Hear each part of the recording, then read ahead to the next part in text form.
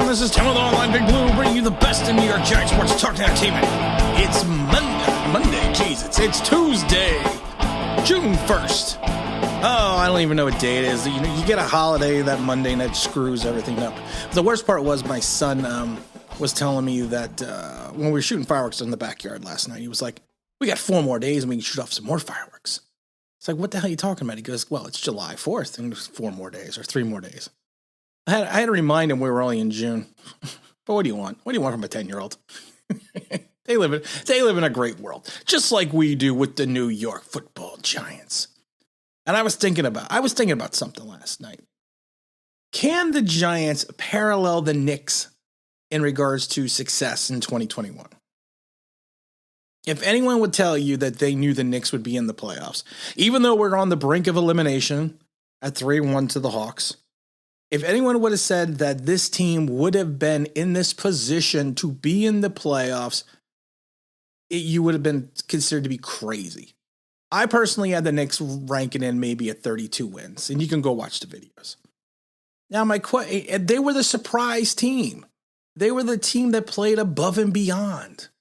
And then I think about the parallel to the Giants.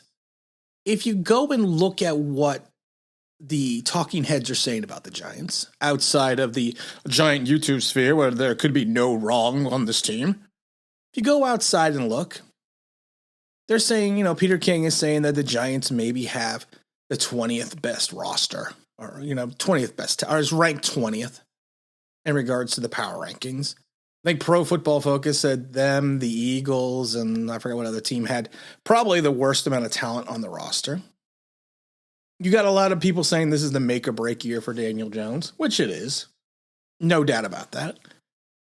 You're saying, you have people outside of New York saying that the free agent class, while it was good, was overpaid for, and there's a lot of injury concerns, even though you go out and get a legitimate number one, and the smooth sounds of Kenny G.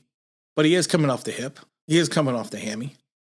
So there is a parallel in some regards to the Knicks, because no one thought the Knicks could do anything in 2021. Everyone projected them as a lottery team. No one knew that Julius Randle was going to come out of nowhere and become a legitimate number one or a legitimate superstar. No one knew that RJ Barrett was all of a sudden going to transform himself into a better player after his freshman season.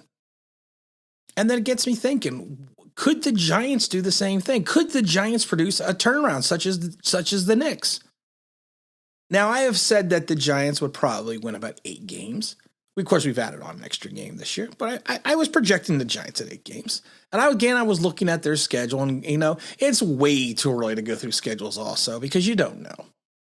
You don't know how players are, you don't know how draft classes are going to gel. You don't know how last year's classes are going to progress. You don't know how the veterans are going to, the veteran free agents signed with these teams are going to fill in to these other rosters. You don't know. So I am conservatively projecting the Giants at 8 games. But if you think about this for a minute, and let's use a parallel to the Knicks. Let's say that Daniel Jones is Julius Randle. Let's say out of nowhere, Daniel Jones flips the switch. I'm not saying he's going to. I'm not saying he's not going to. But let's say he flips the switch and turns into a legitimate starting quarterback. And I'm not talking, I'm not talking, all pro. Maybe, I'm not even talking Pro Bowler. I'm maybe talking second tier. A consistent second tier quarterback in this league. That to me would increase the Giants' win total. It would increase it, if not eliminate it from degressing. I can't even talk today. I really can't. It was a long weekend, but it was a fun weekend. But that would not stop the Giants. If he reached that level, you could probably add another win on for the Giants. But you're not going to lose a game. And that's the most important part. And then you think about the same thing with the receiving cores. And let's use the parallel of the receiving cores to like RJ Barrett. RJ Barrett worked on his craft, became an all-around player this year, And think about it. What if the Giants did the same thing? What if Darius Slayton, who was kind of ill-suited to be the Giants' top option on the outside, started, because teams actually started paying more attention, but let's say with Kenny G and everyone else and Tony, let's say that Darius finds himself again. Again, morphs himself into something else. Morphs himself into a better option, even if he's a second or third option.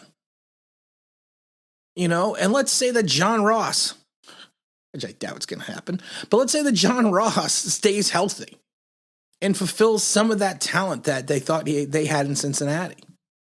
And Sterling Shepard can stay on the field. And Tony pans out to be a little bit more than we thought he could be. And it's the same thing also if you take a look at the tight end position. You know, Reggie Bullock, you never thought you thought he was going to come out. You didn't think he was going to perform like he did. The same thing with Burks. You didn't think he was going to perform like he did. So what if those two were Evan Ingram? And Evan Ingram turned it around in his 5th season and moved forward and put together a season that no one thought that he could potentially have. That could propel the Giants even into a little bit more of a stratosphere with the wins. And then you break it down, you parallel the Knicks defense to the Giants defense. The Giants defense, yes, is a good defense. I am concerned about losing Dalvin Tomlinson. I am concerned that we don't have really any true edge rushers on this roster. You could hope Ojulari is going to be that guy. You could hope one of the 7th rounders who were drafted as linebackers are going to fall into that position. You could hope that O'Shane Zimenez can figure something out. But let's just say the Giants defense with Ojulari and I can't remember the kid from UCF that we just picked up and the other linebacker. What if all of a sudden that top 10 defense that we project the Giants to have move into a top 5 defense? And all these things fall into place. All we need now is Spike Lee to come and sit in the first row. I think Spike Lee's an idiot, to be honest. He is, and I don't want to get into Spike Lee, but Spike Lee to me he is a hindrance. And he has been a hindrance to the Knicks for years. I was at the Reggie Miller game. And it was a jawing back and forth between him and Miller to me that got Miller fired up. So to me, he's just a clown on the sidelines. He's a caricature of himself. He's just got to shut up and stop it. But we're not gonna get into that.